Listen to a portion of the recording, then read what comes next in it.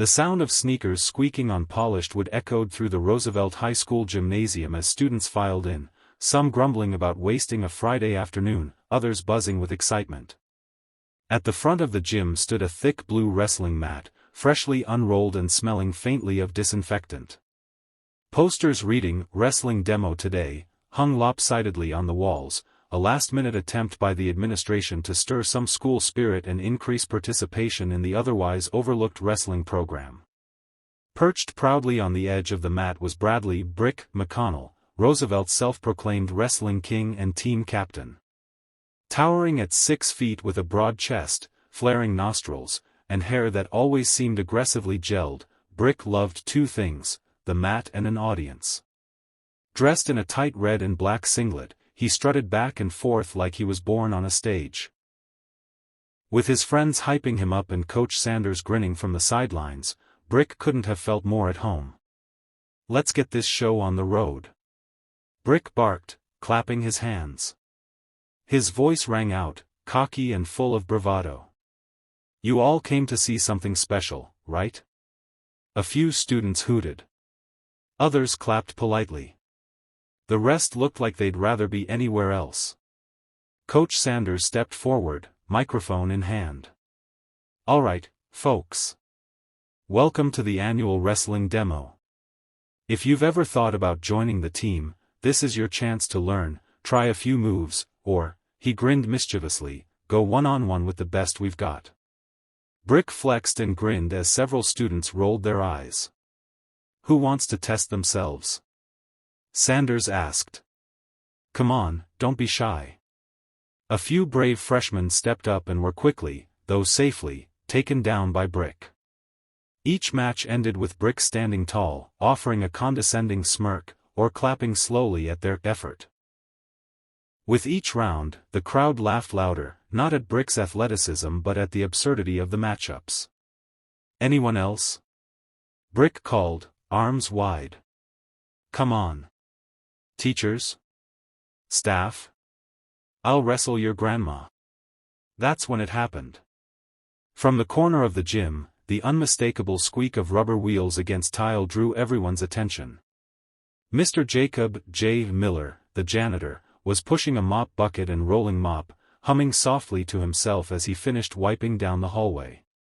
Dressed in his gray custodial coveralls with a towel slung over his shoulder and a set of keys jangling from his belt, Jay looked like the last person anyone would expect to step onto a wrestling mat. "Hey, hey, hey!" Brick shouted, pointing. "What about Mop Man over there? You up for a match?" A wave of laughter erupted from the crowd. Some students started chanting, "Janitor! Janitor!" Jay paused and looked up.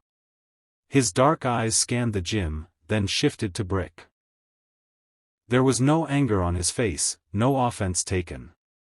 He simply raised an eyebrow. "You serious?" he asked calmly, his voice deep and even.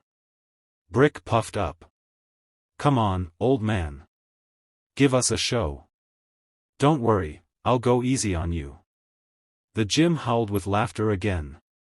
Coach Sanders stepped forward hesitantly. Mr. Miller, you don't have to." "I'll do it," Jay said, his voice still calm but steady. Then, with quiet deliberateness, he walked over to the side of the gym and set the mop aside. He unzipped the top half of his coveralls, revealing a black compression shirt underneath. He removed his boots and stepped onto the mat in just his socks. A hush fell over the crowd. Whispers floated through the gym.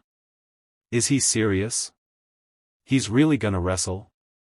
What if he breaks something?" Jay stood on the mat, expression unreadable. He wasn't boasting, he wasn't playing to the crowd. He just waited. Coach Sanders hesitated. "Okay, light contact only. This is just a demo." Brick smirked. "Light contact. Got it." He crouched into position, cocky as ever. "Let's go, Grandpa." The whistle blew. Brick lunged, aiming for a quick takedown. It was his signature move, fast, brutal, meant to end things before the opponent could react. But Jay didn't move. Instead, he waited a fraction of a second, then pivoted, using Brick's own momentum against him. With a quick shift and a subtle twist of his hips, Jay hooked his arm around Brick's elbow and flipped him onto his back in one smooth, effortless motion. The gym gasped. Brick scrambled, stunned. What the hell?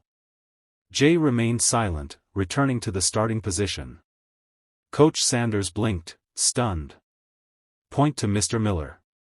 The students, stunned into silence, didn't even clap. Brick scowled, rising to his feet. You got lucky. One more. They reset. This time, Brick circled, more cautious. He feinted a shot. Jay didn't react.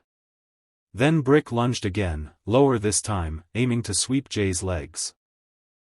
Jay sidestepped and, with astonishing speed, executed a fireman's carry, lifting Brick clean off the ground and placing him flat on the mat with a controlled slam. The impact reverberated across the gym. 2 points, Coach Sanders muttered, almost in disbelief. The crowd was still frozen, silent in awe. Brick sat up, eyes wide, sweat dripping down his forehead. He looked up at Jay like he was seeing him for the first time. Jay simply offered a hand. Brick didn't take it.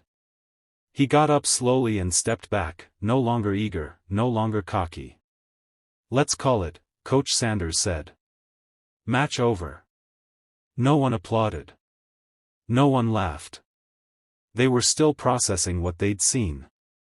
Jay quietly zipped up his coveralls, stepped off the mat, and slid back into his boots. He picked up his mop and returned to cleaning like nothing had happened. It wasn't until he was almost out of the gym that someone noticed the faint tattoo on his forearm. An eagle, clutching arrows, with the letters 75th Ranger Regiment.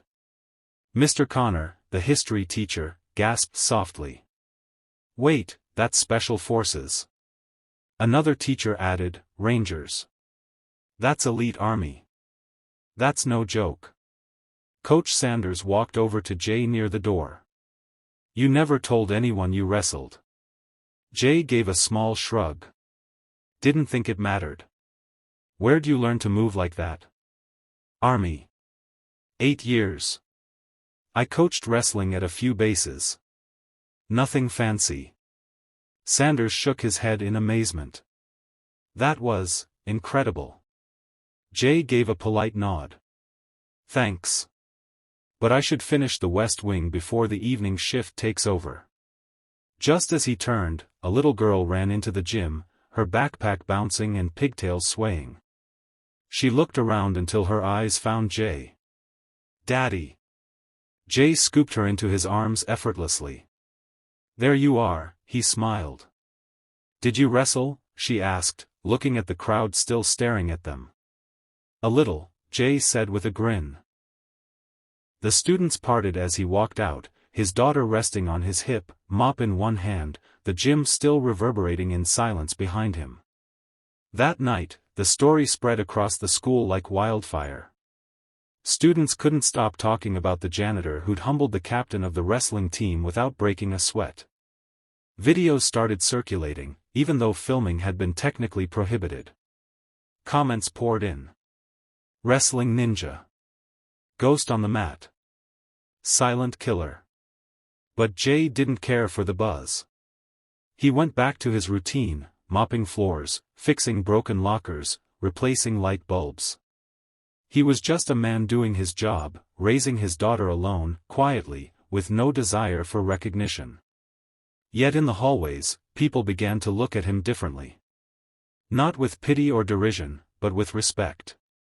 And for the first time, even Brick nodded politely when passing Jay in the corridor. Sometimes, it takes one silent act to change how an entire school sees someone. And that day, Mr. Jay Miller, janitor, single father, soldier, coach, became a legend not with words, but with a move.